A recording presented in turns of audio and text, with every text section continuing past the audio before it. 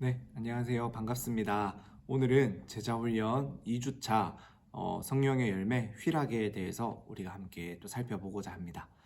저번 주 사랑에 이어서 오늘은 두 번째 휘락에 대해서 우리가 함께 살펴보고자 합니다. 우리 친구들 워크북 준비하고 성경책 펴서 갈라디아서 5장 22절과 23절 말씀을 펴놓고 이제 전사님과 함께 따라서 우리가 또 두 번째 성령의 열매인 휘락에 대해서 오늘 함께 알아보도록 하겠습니다. 그럼 전사님 잠시 기도하고 시작하도록 하겠습니다. 기도하겠습니다.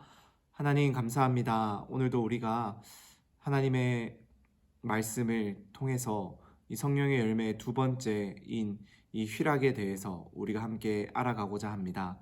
하나님, 이 시간을 통하여서 우리 아이들이 하나님의 말씀을 마음에 담게 하여 주시옵소서. 주님을 마음에 담게 하여 주시옵소서. 그래서 담긴 주님의 말씀, 그 우리 마음 가운데 새겨진 주님의 말씀이 주님을 닮아가게 하여 주시옵소서. 그래서 날마다 우리의 삶 속에서 성령님이 맺어 가시는 성령의 열매가 가득하여질 수 있도록, 풍성하여질 수 있도록 은혜를 더하여 주시옵소서. 오늘 특별히 휘락에 대해서, 기쁨에 대해서 우리가 함께 살펴볼 터인데, 이 시간을 통하여서 우리 아이들에게 주님 진정한 기쁨이 무엇인지를 알게 되는 귀한 시간 될 수 있도록 시작하는 시간부터 마치는 시간까지 우리 아이들 있는 곳곳에 찾아가 주셔서 성령님 마음을 열어주시고 함께하여 주셔서 우리 아이들 이것을 마음 가운데 잘 새길 수 있도록 은혜를 더하여 주시옵소서. 예수님의 이름으로 기도드립니다. 아멘. 네, 한 주 동안 이 성령님이 우리에게 맺어 가시는, 우리가 저번 주에 배웠던 이 사랑의 열매를 맺어가기 위해서 전도사님이 이제 숙제로 내주었던 실천 과제들, 우리 친구들 한 주 동안 어떻게 실천했는지 참 궁금합니다. 어떤 친구들은 이 실천 과제를 내가 실천했다라고 해서 전도사님한테 이렇게 문자로 뭐 찍어서 보내온 친구들도 있었고, 또 간식을 친구들에게 나눠주고 선생님들에게 나눠주면서 전사님한테도 이렇게 고맙게도 전사님도 기억해주고 챙겨준 친구들도 있었어요.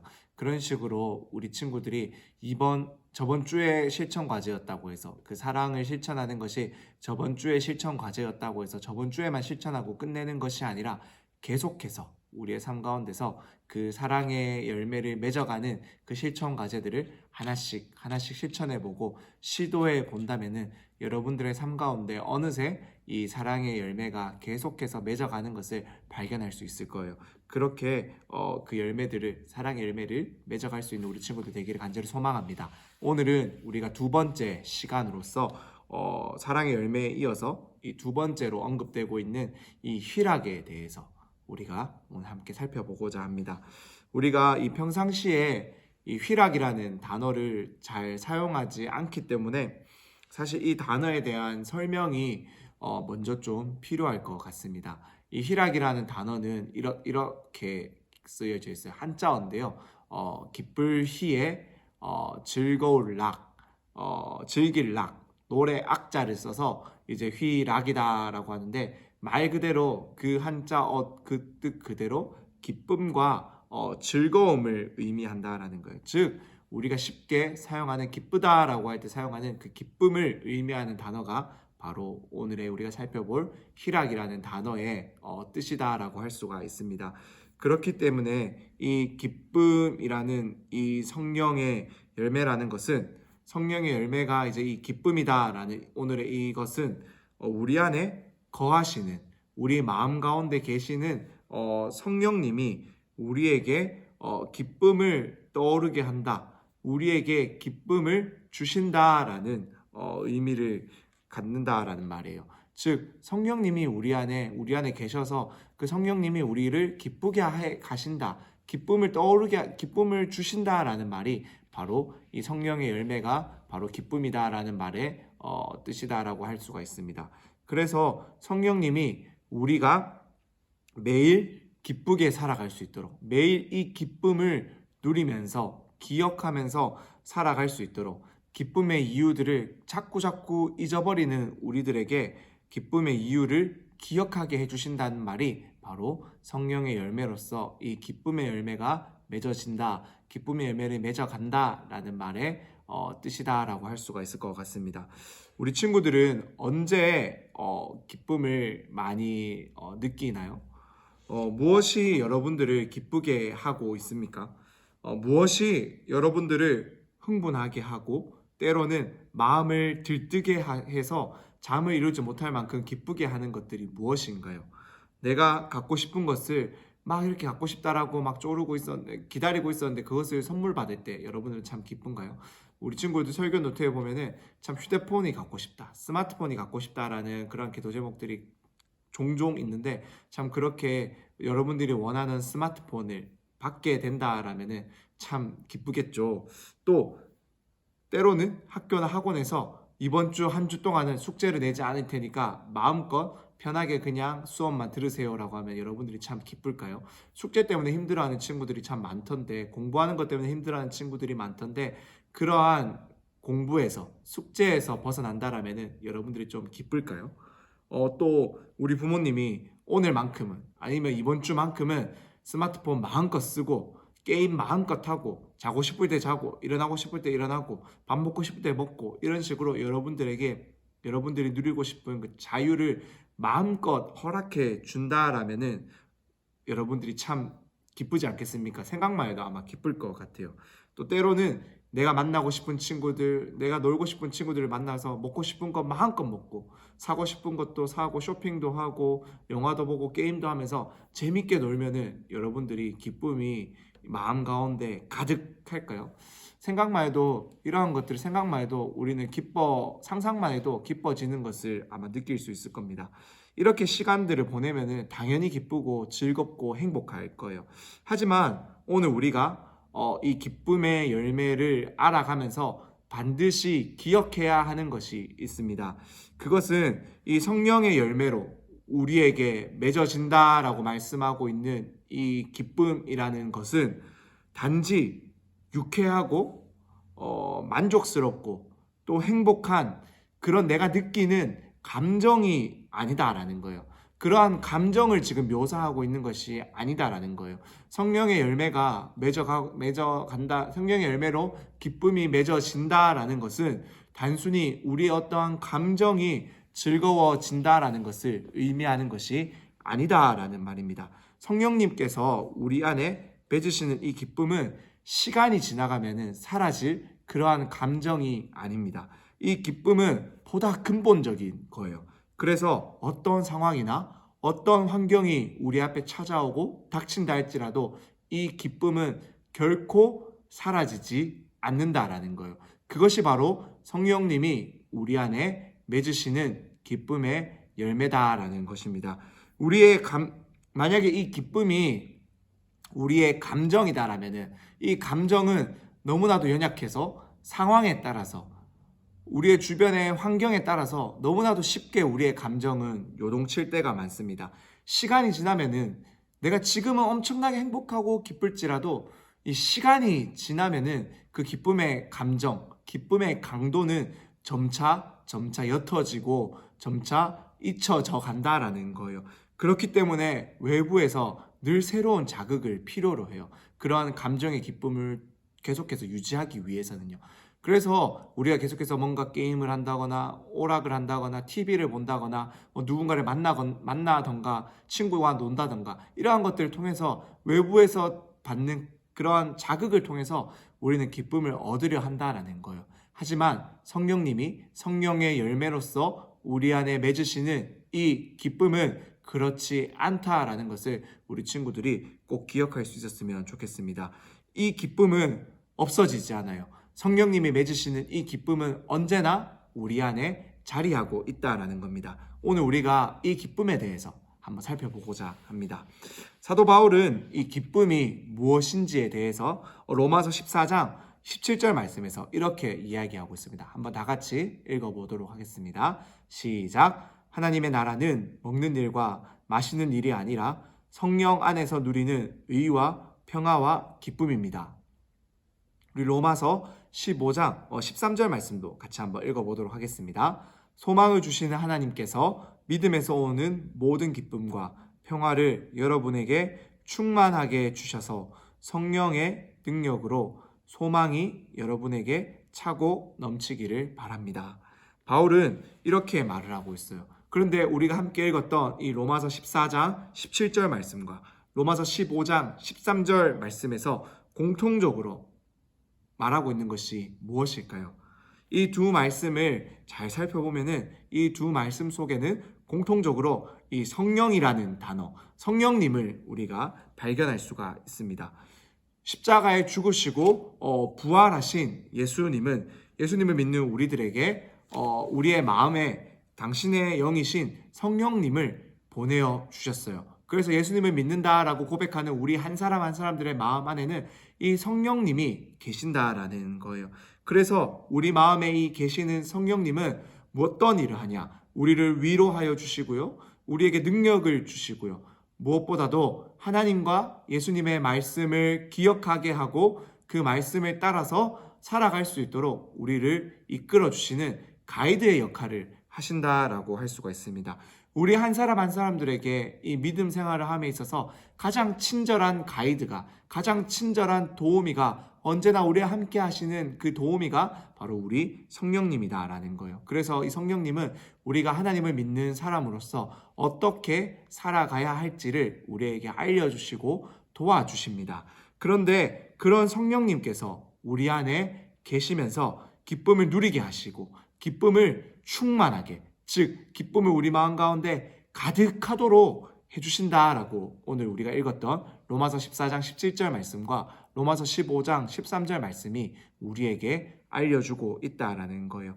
그리고 이러한 기쁨은 바로 우리 하나님을 믿으면서 살아가는 우리 한 사람 한 사람들이 우리에게 너무나도 필요한 필수적인 요소라는 거예요. 즉 하나님을 믿는 사람들에게는 기쁨이 필수적으로 있어야 된다라는 거예요. 그리고 하나님을 믿는 믿음 때문에 이 기쁨은 우리 안에 생긴다. 우리는 믿음 때문에 이 기쁨이 발생한다라는 것을 우리가 아까 읽었던 그 말씀에서 우리가 살펴볼 수 있는 내용입니다. 그래서 아까 전도사님이 처음에 물었던 질문, 여러분들은 언제 기쁘냐? 무엇을 할 때 기쁘냐라는 이 질문에 여러분들은 이렇게 대답할 수 있어야 돼요. 나는 하나님을 믿기 때문에 그 사실을 다시금 기억할 때마다, 그 사실을 다시금 깨달을 때마다 이 기쁨이 내 안에 샘솟습니다. 이 기쁨이 내 안에 가득하여집니다 라고 대답할 수 있어야 돼요. 그것이 오늘 성경이 이 기쁨에 대해서 말하는 거예요. 그렇다면은 도대체 그 기쁨이 무엇인지를 조금 더 우리가 한번 살펴보고자 합니다. 한번 생각해 볼게요. 여러분들 죽은 사람에게, 만약에 사람이 죽은 사람에게 이 소망과 희망과 기쁨이 그에게 있을까요? 사람이 죽어버리면은 아무런 소망도, 아무런 희망도, 아무런 기쁨도 그가 가질 수가 없습니다. 그런데 우리 하나님은 우리를 죽었던 우리를, 죄로 말미암아 죽었던 우리에게 오셔서 우리를 살려주시고 우리를 그 죽음 가운데 내버려 두시지 않으시고 우리를 다시금 회복시켜 주셔서 하나님의 자녀로 삼아 주신다라고 성경은 우리에게 말하고 있습니다. 에베소서 2장 1절과 4절과 5절 말씀을 우리가 한번 다 같이 읽어보도록 하겠습니다. 시작. 그는 허물과 죄로 죽었던 너희를 살리셨도다. 긍휼이 풍성하신 하나님이 우리를 사랑하신 그 큰 사랑을 인하여 허물로 죽은 우리를 그리스도와 함께 살리셨고 너희는 은혜로 구원을 받은 것이라. 아멘. 우리는 사실 이처럼 하나님과는 아무런 관계가 없는 사람들이었고 하나님은 죄 많은 우리를 그냥 모른 채 하시고 심판해 버리실 수도 있었다라는 거예요. 하지만 하나님은 그러한 우리를 포기하지 않으시고 죽었던 우리를, 허물과 죄로 죽었던 우리를 다시 살리기 위해서 당신의 하나뿐인 아들이신 예수 그리스도, 예수님을 아끼지 않고 내어주셔서 십자가에 달려 죽이심으로 우리를 향한 당신의 그 사랑을 확증하여 주셨어요. 즉 증명하셨다라는 거예요. 그래서 로마서 5장 8절은 이렇게 말하고 있습니다. 우리가 아직 죄인 되었을 때에 그리스도께서 우리를 위하여 죽으심으로 하나님께서 우리에 대한 자기의 사랑을 확증하셨느니라. 아멘. 그렇기 때문에 우리는 이제 더 이상 하나님과 원수가 아니다라는 거예요. 더 이상 우리가 죄인이기 때문에 하나님께 가까이 다가가지 못하는 그러한 원수들, 하나님의 심판을 받아야만 마땅한 그러한 죄인들, 그러한 원수들이 아니다라는 거예요. 우리는 이 하나님께서 당신의 아들을 내어주심으로까지 우리를 향한 당신의 사랑을 증명하여 보여주셨기 때문에 그 사랑을 인해서 그 사랑 때문에 우리는 구원받았고 하나님의 자녀가 되었고 하나님과 화해하게 되었다라는 거예요. 죄로 말미암아 하나님과 멀어졌던 우리가 하나님과 화해하게 되는 기쁨을 누리게 된 것이 바로 구원을 받은 우리 한 사람 한 사람들이다라는 거예요. 그래서 로마서 5장 10절과 11절 말씀은 이렇게 이야기하고 있습니다. 이것도 다 같이 한번 읽어보도록 하겠습니다. 시작. 곧 우리가 원수 되었을 때 아들의 죽으심으로 말미암아 하나님과 화목하게 되었은즉 화목하게 된 자로서는 더욱 그의 살아나심으로 말미암아 구원을 받을 것이니라. 그뿐 아니라 이제 우리로 화목하게 하신 우리 주 예수 그리스도로 말미암아 하나님 안에서 또한 즐거워하느니라. 아멘.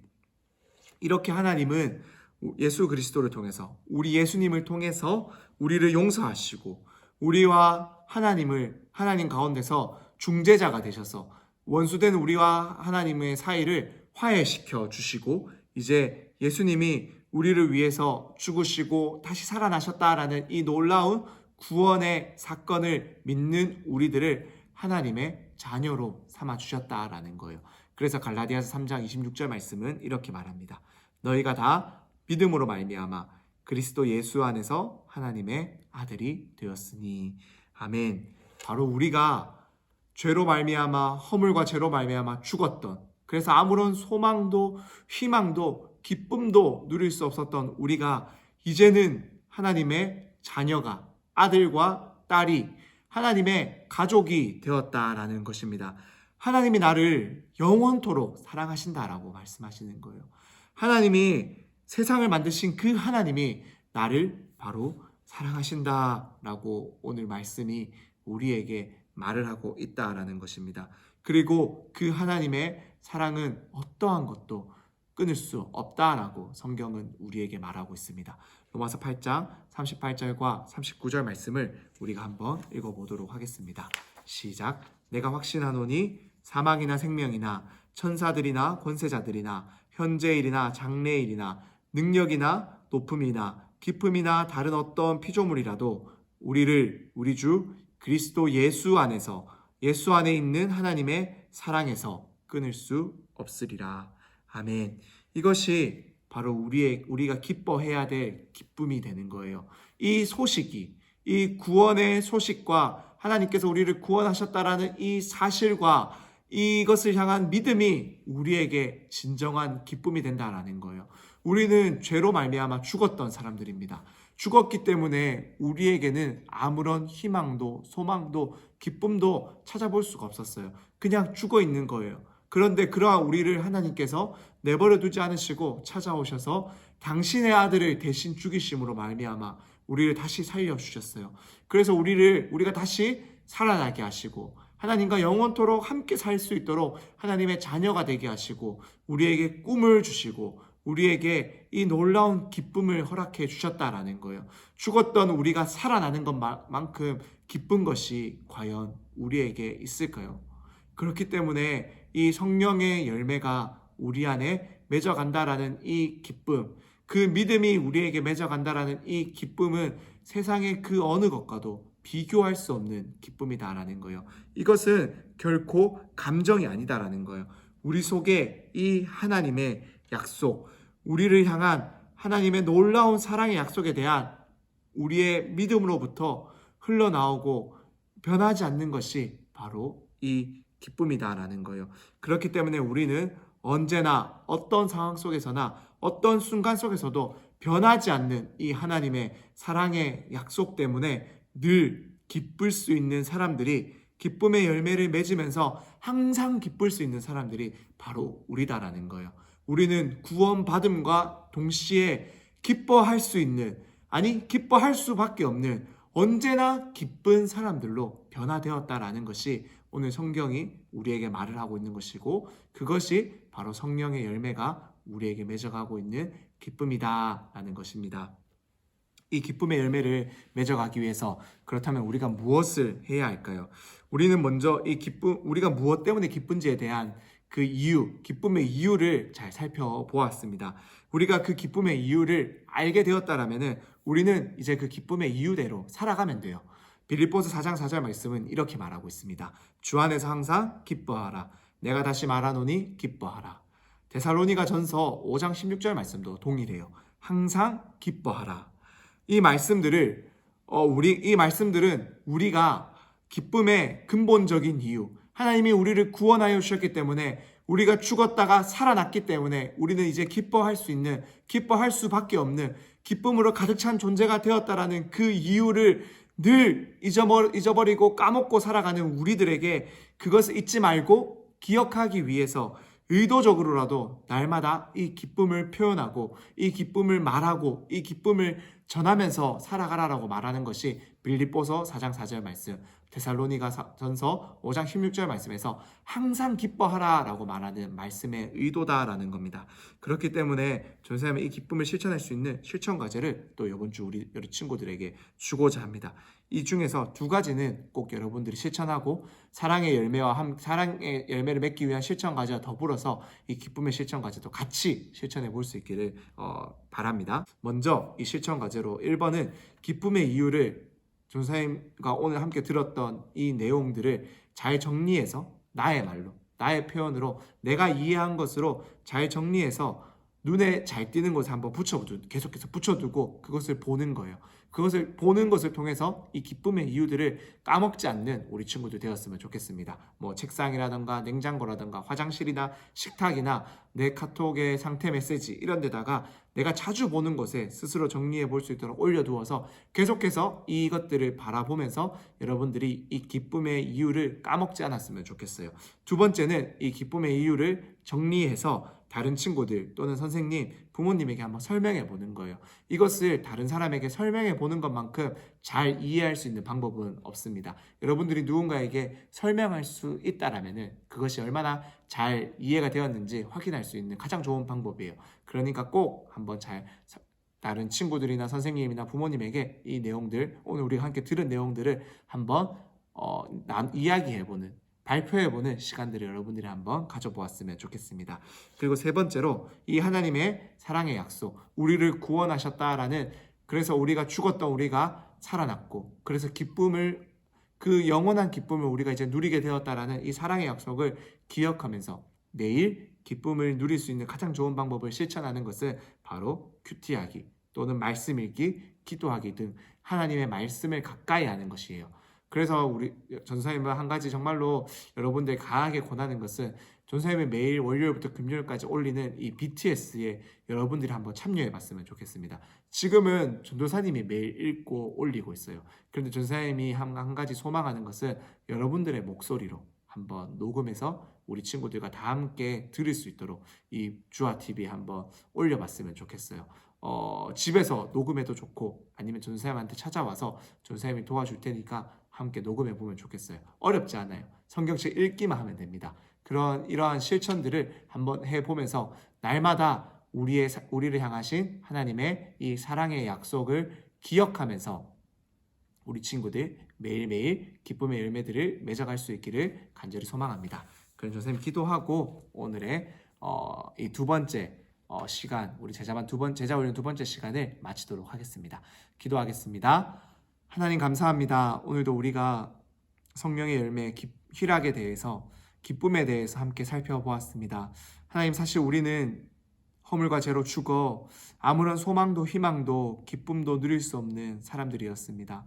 하지만 주님, 그러한 우리 주님은 우리를 그러한 죽음 가운데 내버려 두시지 않으시고 당신의 하나뿐인 아들이신 예수 그리스도를 기꺼이 내어 주심으로 말미암아 우리를 죽음 가운데서 살려주시고, 그래서 아무런 살 소망도 없고 희망도 없고 기쁨도 누릴 수 없는 우리가 진정한 기쁨이 무엇인지를 알 수 있도록 하여 주셨습니다. 우리를 살려주신 것도 모자라 하나님의 자녀가 되게 하여 주셨고 하나님의 자녀가 되는 복을 날마다 누리며 그 기쁨 가운데 살아가게 하여 주셨습니다. 하나님, 이것이 우리의 삶의 진정한 기쁨이라는 것을 우리 친구들이 온전히 깨닫게 하여 주시옵소서. 기쁨은 결코 우리의 상황 가운데 우리의 상황 때문에 내 어떠한 만족 때문에 내 행복한 마음 때문에 느껴지는 감정이 아니다라는 것을 우리 친구들 깨닫게 하여 주십시오. 하나님이 나를 구원하셨다. 하나님이 지금도 나를 포기하지 않으시고 사랑하신다. 하나님의 이 사랑의 약속은 변하지 않고 그것을 믿는 자에게 언제나 능력으로 임하여 주신다라는 이 사실이 우리 친구들에게 큰 기쁨이 되기를 간절히 소망합니다. 그래서 하나님만 생각하면 이 하나님의 약속이 언제나 신실하게 변하지 않고 나와 함께 한다는 것을 생각하기만 하면 기쁠 수 있는 우리 친구들 되게 하여 주옵소서. 그래서 상황이 힘들고 환경이 어렵다고 우리의 삶 가운데 슬픔과 우울함이 가득한 것이 아니라 하나님이 우리 아버지 되어주시고 하나님이 언제나 나와 함께 하시며 하나님의 그 사랑의 약속이 나를 오늘도 지켜주시기에 나는 변하지 않는 기쁨, 영원한 그 기쁨을 가지고 살아간다라는 것을 날마다 깨닫고 기억하는 우리 친구도 될 수 있도록 은혜를 더하여 주시옵소서. 날마다 이 기쁨의 열매들을 맺어갈 수 있는 기쁨의 이유들을 잊지 않고 실천하며 기쁨의 열매들을 맺어갈 수 있는 우리 친구들 되게 하여 주시옵소서. 예수님의 이름으로 기도드립니다. 아멘.